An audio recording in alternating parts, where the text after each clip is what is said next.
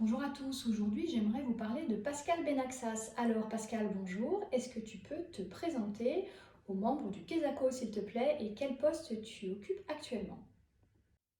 Bonjour à tous et merci de donner la parole. Alors donc je m'appelle Pascal, je suis présidente de l'association France Asso Cancer et Peau depuis 2 ans et j'ai rejoint l'association il y a à peu près 7 ans. Et quel est ton parcours avant en fait d'avoir été présidente de France Asso Cancer et Peau? Alors j'ai fait 30 ans de prévention sur les pathologies cardiovasculaires. J'ai été touchée moi-même par 2 mélanomes, un peu scotchée de ne pas avoir été plus bousculée que ça sur ces pathologies-là. Du coup, j'ai décidé de rentrer dans l'association pour faire de la prévention. Pourquoi avoir choisi de parler des cancers de peau en général et pas juste du mélanome? Alors l'association a été créée il y a 15 ans, elle s'appelait à l'époque Vaincre le mélanome, vous l'avez peut-être connue sous ce nom-là, qui a été créée par la femme d'un patient décédé d'un mélanome de l'oreille.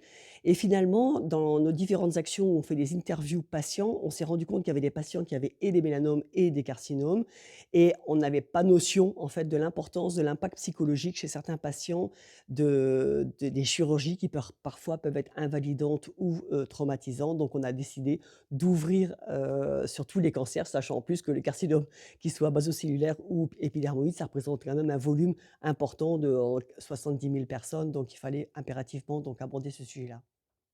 Est-ce que tu peux nous parler des grandes actions en fait de votre association?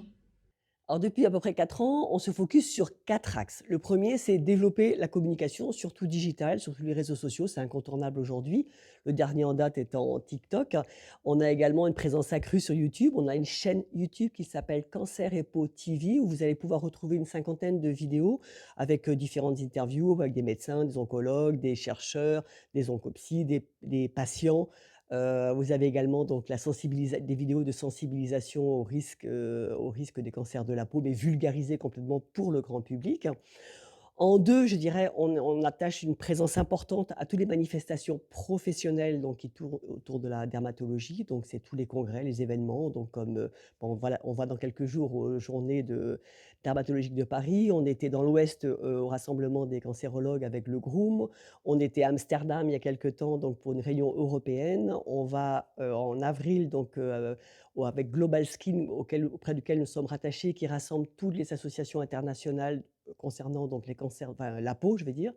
Ce qui nous permet de piocher un petit peu des idées et de pouvoir amener peut-être des choses, pertinentes en fait sur le territoire. En 3, je dirais, au-delà de la prévention classique aujourd'hui, on s'attache à faire de la prévention, par exemple sur, des métiers ou des activités. Là, par exemple, on a logoté une voile, avec un objectif sur la voile écrit, «Vaincre le mélanome et autres cancers». Ce sont 2 médecins skippers, qui font des régates semi-pro et grâce à nos partenaires, en fait, on a pu monter cette opération-là et qui dure, en fait, 5 ans et ça leur permet, en fait, de faire de la prévention auprès de leurs coéquipiers, du monde marin, que ce soit de la pêche et autres et c'est très suivi. On a fait également de la prévention, plutôt citadine, on va dire, avec une campagne grâce à des partenaires également qu'on a présenté donc, sur des panneaux numériques dans les pharmacies. Il y a eu beaucoup de spots, pas loin de 4 millions de spots, ce qui était énorme. Donc en termes de visibilité, parce que c'est toujours ce que l'on cherche pour toucher plus de monde sur un cancer visible, on va dire. On a fait, également donc en quatrième axe que l'on se donne, c'est de développer tout ce qui est action en entreprise.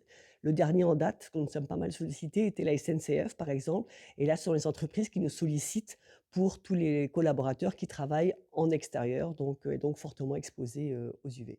Tu m'as raconté que vous aviez eu un sacré coup de pouce pour l'affichage de vos campagnes. Est-ce que tu peux nous raconter ça? J'ai trouvé que vraiment c'était très chouette.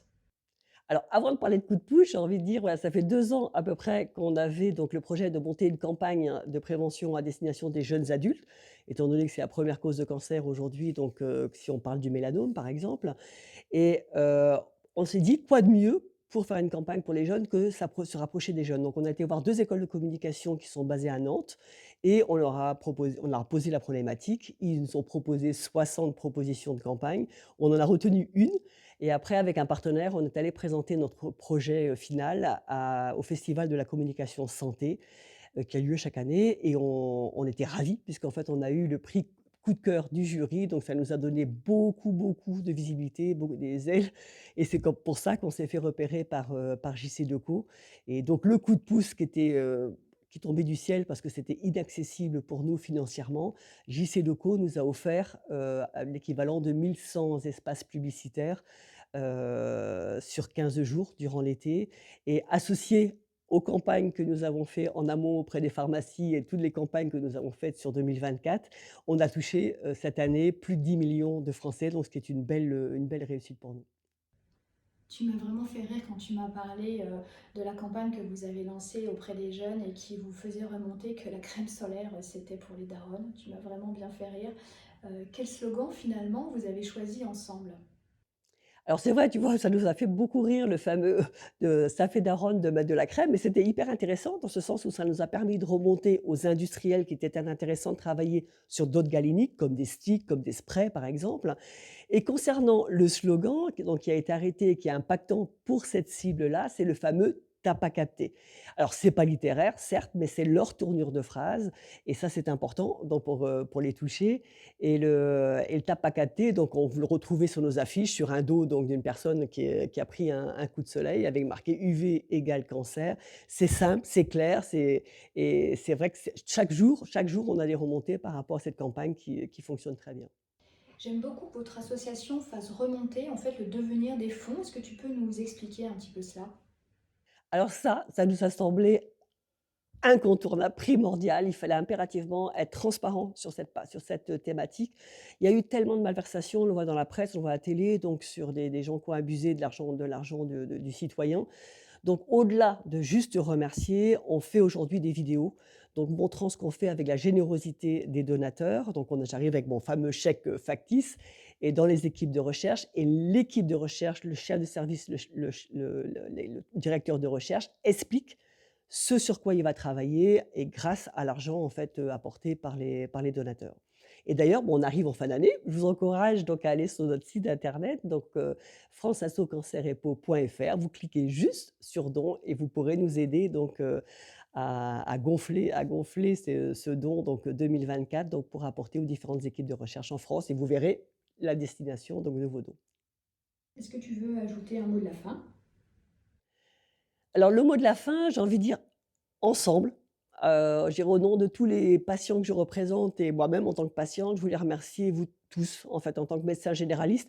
C'est vrai que vous êtes le premier rempart, face à la suspicion d'un cancer, cutané et en cela, je voulais vous dire un grand, grand merci. Merci beaucoup Pascal pour tout ce que tu fais, enfin plutôt pour tout ce que vous faites. Merci, merci à vous. Alors merci à toi, Anne, d'abord, de nous avoir, donné de la visibilité et permis de nous donner la parole et je vous souhaite à tous des bonnes fêtes de fin d'année et vous dis à bientôt peut-être.